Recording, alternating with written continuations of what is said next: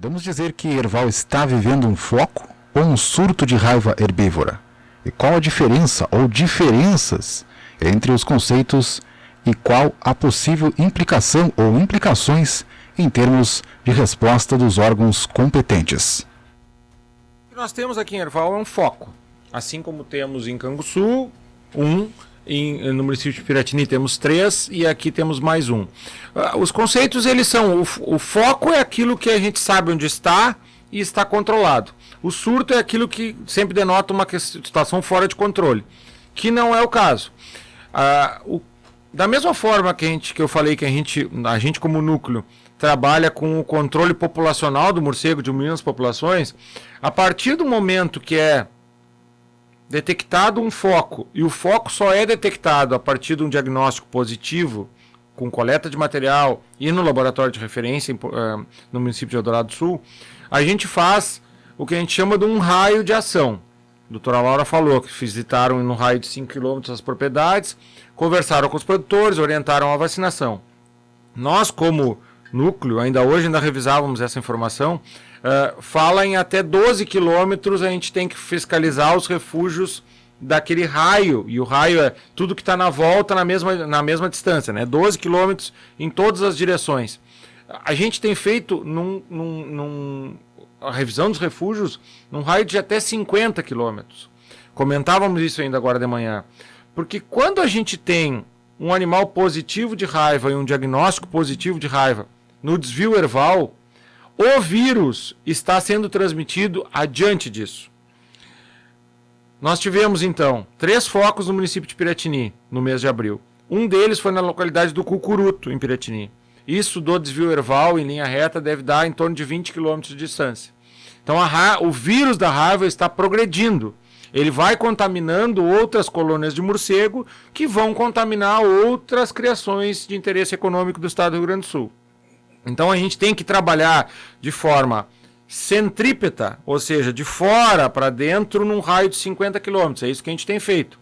Então, nós trabalhamos, os focos eram Piratini e Canguçu. Nós trabalhamos toda a divisa de Piratini, Cerrito, Morredondo, os refúgios de Canguçu. O pessoal veio para cá fazer no dia 4 de março esse refúgio do desvio Herval.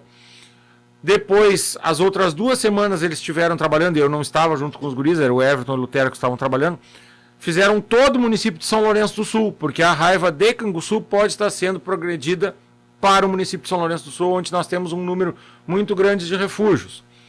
Aqui na divisa, então, nós temos, aqui em Herval, o pessoal da divisa dali do município de Pinheiro Machado, que é o Dr. Diego, que já é na regional de Bagé, mas que também nós atendemos na questão do morcego, também tem feito verificações nos refúgios de lá e nos passado a informação de que tem muito pouco morcego nos refúgios conhecidos. Então, a situação ela é focal, então nós temos um foco aqui e estamos guarnecendo e fiscalizando os refúgios em um raio até 50 km, sempre de mais longe para mais perto, para que a gente possa diminuir a população de morcegos lá, se a raiva chegar num refúgio que pode estar, por exemplo, lá no Cerro Agudo. Isso.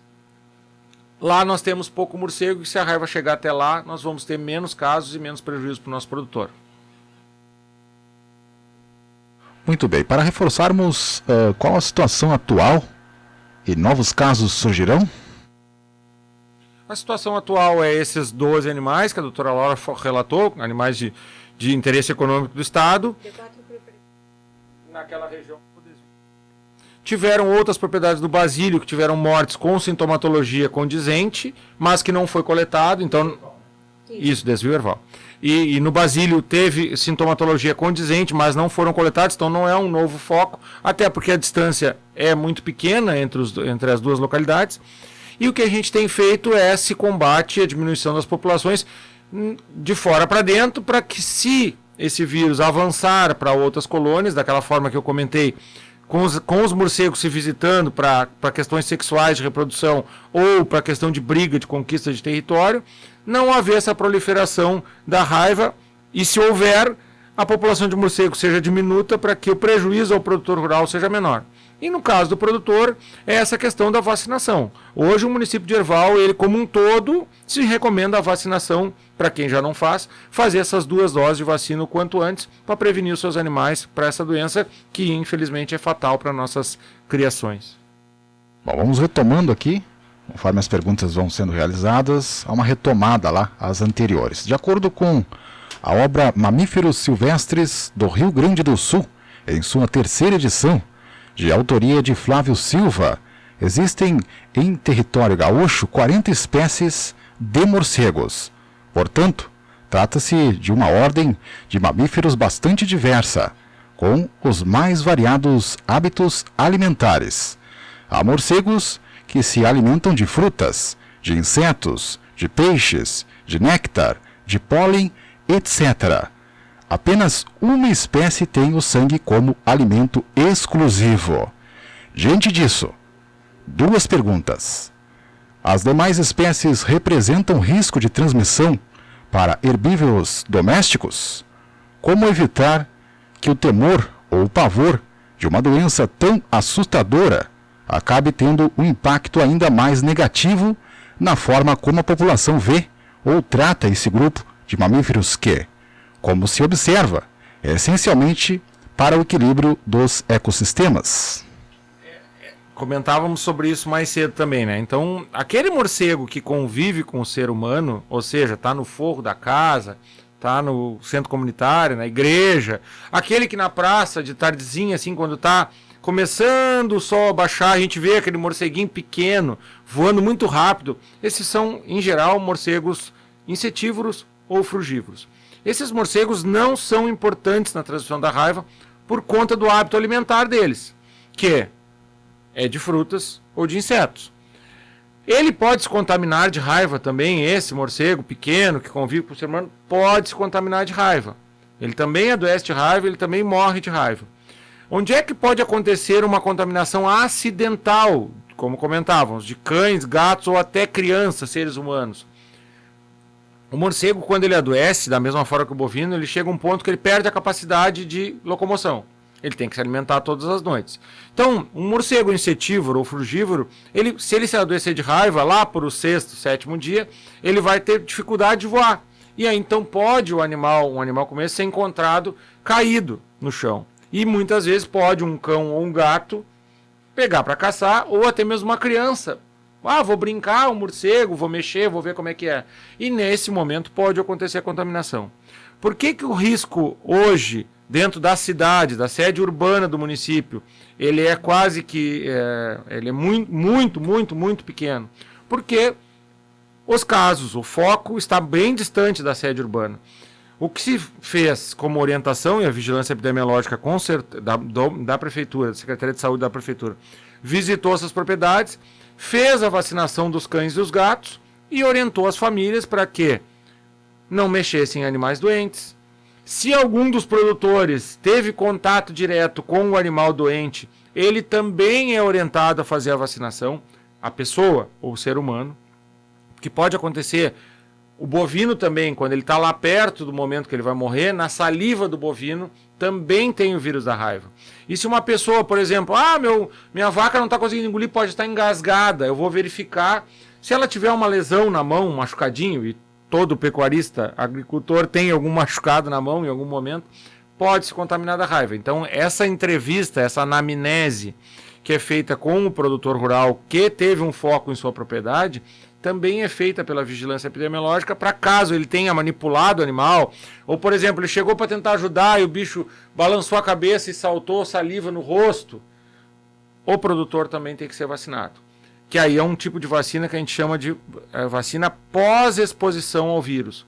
O que eu falei anteriormente, que nós, como núcleo da raiva, somos vacinados, é a vacina pré-exposição, que é para que eu tenha anticorpos caso eu tenha contato. No caso dos produtores, seria uma vacina pós-exposição e uma vacina, às vezes, uma vacina não, o que a gente chama de um pool de anticorpos, ou seja, um soro com muito anticorpo para a raiva, se a pessoa teve contato, para que ela não venha desenvolver a doença. Então, essas são as práticas que são feitas.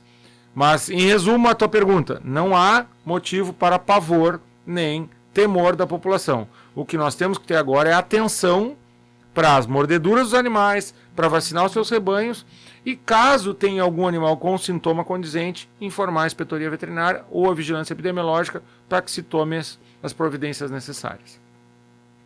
Muito bem. Reforçando aqui, vamos reforçar um ponto crucial.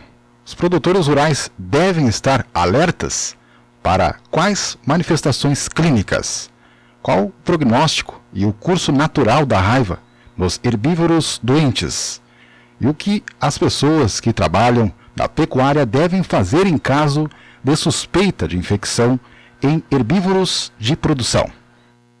Falamos sobre tudo isso, né? Então é vacinação, o prognóstico é péssimo, os animais vão vir a óbito, não tem o que nós fazermos com os bovinos. No ser humano é acima de 95%, nos animais de criação infelizmente não temos o que fazer. O que a gente recomenda sempre, né, Laura, é que quando a gente faz uma coleta, a gente já pede ao produtor, ou nós mesmos acionamos a prefeitura municipal, para que depois que a gente faça a coleta do material, a gente faça um enterrio desse animal. E até mesmo os produtores, a gente recomenda, quando tiverem mortes com sintomatologia condizente com a raiva, que também entre em contato com a prefeitura municipal para fazer o enterrio. Ah, mas é um risco se a vaca ficar morta no meio do campo?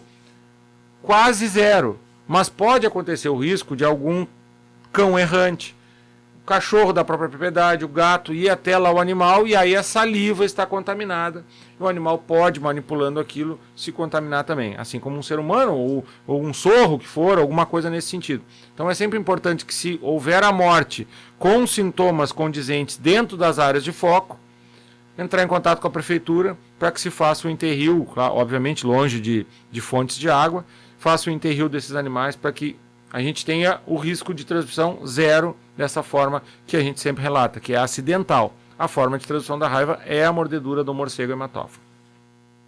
Segundo o Ministério da Agricultura e Pecuária, o Programa Nacional de Controle da Raiva dos Herbívoros traz a vacinação estratégica como uma de suas estratégias de redução da prevalência da doença. Quais os critérios envolvidos na definição dessa vacinação? É como falamos, a gente está recomendando, onde tem o principal motivo do alerta sanitário que vem é a vacinação. Em linhas gerais, esse pessoal que tem propriedades próximo às linhas férreas que cruzam aqui, seja a linha antiga ou a linha nova aqui do município de Erval, tem que vacinar sempre. Tem que vacinar sempre porque a vacina não traz contraindicação nenhuma, ela é muito barata. Eu sempre brinco, dá mais trabalho trazer os bichos na mangueira para vacinar do que propriamente o custo que se tem. E é aquilo que a doutora Laura falou, é a conservação da vacina, comprar em casas agropecuárias que têm o controle de vacina, e isso todas têm, porque nós, como inspetoria, também fiscalizamos as casas agropecuárias, e é o produtor que for utilizar a vacina, levar a caixinha com gelo para a mangueira quando for trabalhar, ter esse cuidado de manter ela sempre refrigerada, e como a doutora Laura falou, na geladeira manter sempre de 2 a 8 graus. Então, tomar cuidado com isso e utilizar a vacina, e também informar a inspetoria quando houver a mordedura de animais em sua propriedade ou região. Diogo, que agora o produtor fique sensível a isso, a verificar se tem mordida nos animais, nos chamar, né? Chamar para a inspetoria, relatar isso aí, verificar os sintomas, como o Dr. Francisco falou muito bem, descreveu muito bem ali os sintomas dos animais. Existe algumas doenças que confundem muito o produtor que está em casa, ele fica muito em dúvida. Tristeza parasitária é uma delas, né? As clostridioses são doenças que confundem um pouco, né? Em relação à doença, né? São sintomas parecidos. Então, vale até comentar com os produtores que aqueles animais que adoecem hoje e morrem amanhã, a probabilidade é zero, como diz o Francisco, de ser raiva.